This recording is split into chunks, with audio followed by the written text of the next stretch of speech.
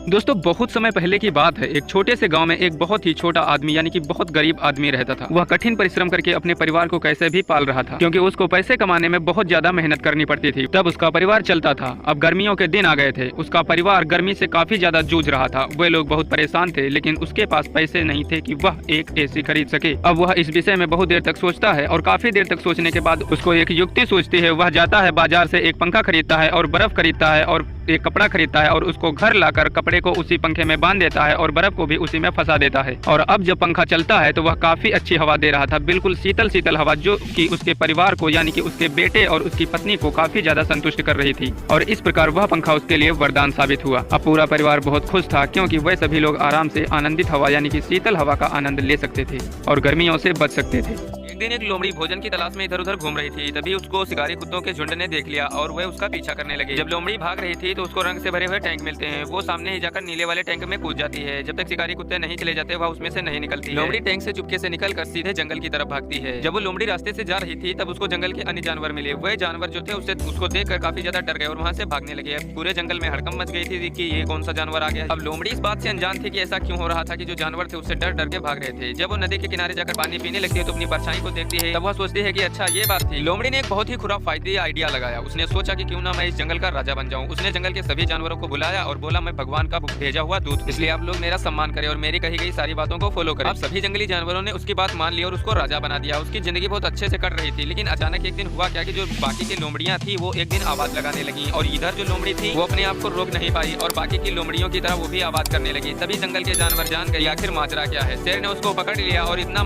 मारा कि उसको मार मार के जंगल के बाहर फेंक